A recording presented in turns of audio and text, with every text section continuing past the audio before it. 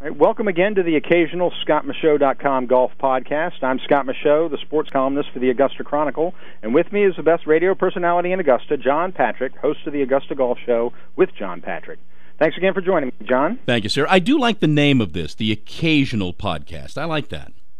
Well, I have to. It's truth in advertising, John. Sometimes you just have to call it like it is.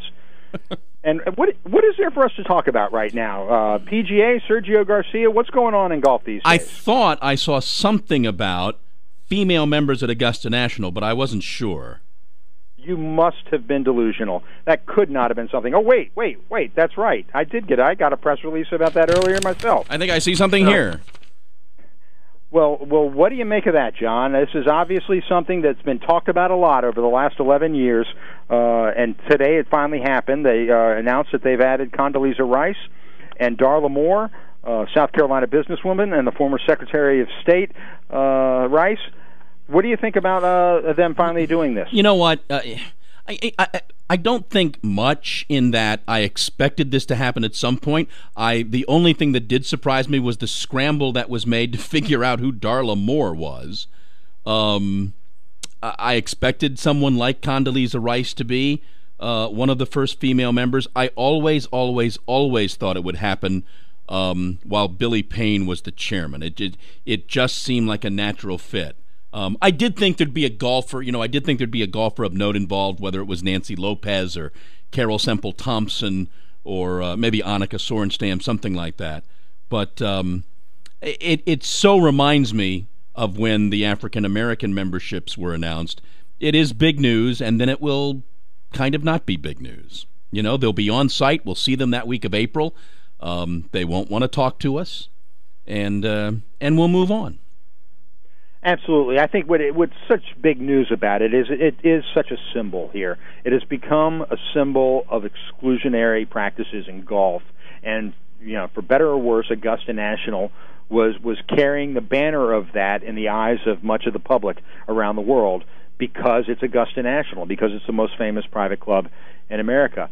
I argued all along that this was their right as a private club to do so, but it didn't necessarily seem like it was the right thing for them to be doing in 2012. And I think it was a great move by Billy Payne to move the club in this direction and to move us beyond this conversation every April and get back into growing the game and doing the things that he obviously has a passion about. Here's the thing about him that I feel. I think there'll be some talk of they did this in order to avoid the continued negative publicity as opposed to the positiveness of it.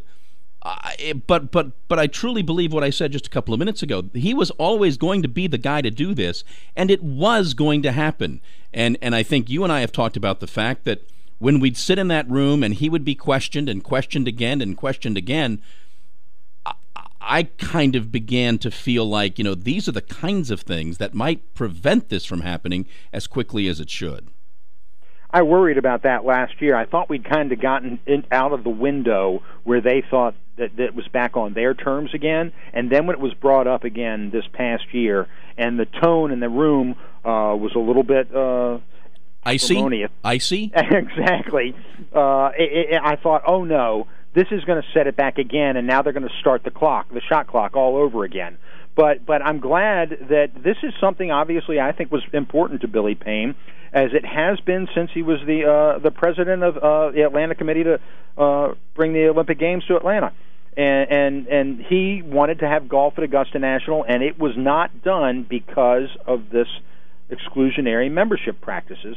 And that stung him then. He called it his biggest personal disappointment.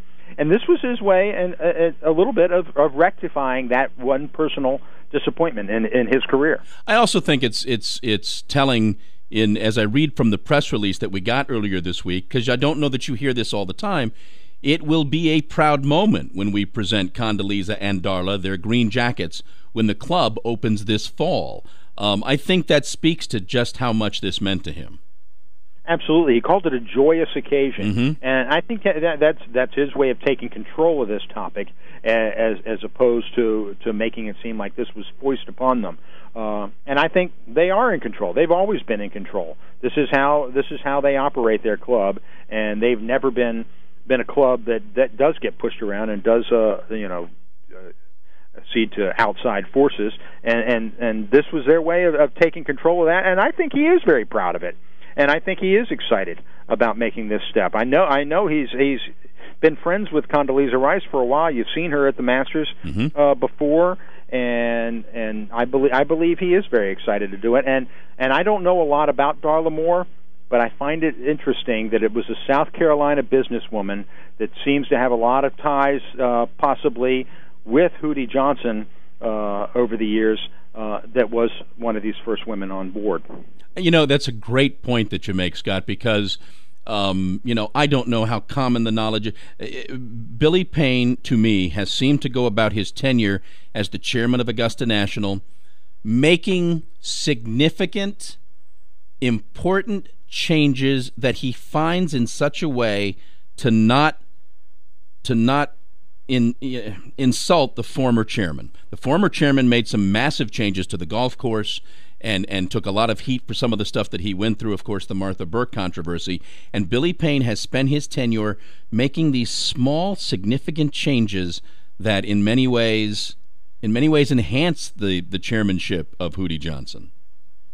Absolutely. And each chairman does seem to bow to what the former chairman did, because they're part of this lineage that goes back to Clifford Roberts, and they don't want to be seen as stepping on the toes of the former chairman. And in all honesty, I didn't think that this women's issue was something that was of vital importance to Hootie Johnson. It went against all of his political leanings and everything he'd done in his whole career to try to open things up in the state of South Carolina and at the University of South Carolina. It really defied everything that he stood for, but it seemed like he was doing it on the heels of everybody who'd done it before him. And he was standing up for the club, and Billy Payne, in his own way, was standing up for Hootie Johnson in the same way until it was an appropriate time for them to move on and take this step. How important do you think this move was, Scott? I mean, what will we look back at this in 5 years as a seminal moment? I think what we'll look back at is it's important for golf. It's important to help steer the conversation of golf away from exclusivity and to be more inclusive. And I think it's important in that regard. It's not something that's going to change golf for women around the world. I mean, nobody's going to be a member of Augusta National. Your odds of becoming a member at Augusta National are far less than they are of winning the Mega Millions jackpot. But what this does is it takes it from zero to infinitesimal, and that was a big step. And it's a symbol, and that's why it's important, is as a symbol. And now the focus, in my opinion, turns to the Royal and Ancient, which still has an all-male membership, and they're a governing body, and in many ways this is far worse than anything that could have been said about Augusta National as a private club. So I think once the RNA finally makes this step, then we can move on. Well, yeah, I couldn't agree with you more. I do think this is an important step. I agree with you that the RNA needs to make what I think will be a much more important step. But I go back, because you and I get to sit in that room that Wednesday in April. I do go back to, I'm just going to be so glad that we're not going to be sitting through those questions and that feeling in the room. Absolutely. I won't miss it. Well, thanks again, John. I appreciate you coming on and talking to me about this. It's not an easy subject to talk about, but I appreciate your candor and your expertise on this subject. Thank you, Scott. And you can listen to John Patrick and his Augusta Golf Show on the weekend on 5 stations, including Augusta's ESPN 1340 AM. As always, John, thanks again, and thanks for listening to the podcast on scottmichaux.com.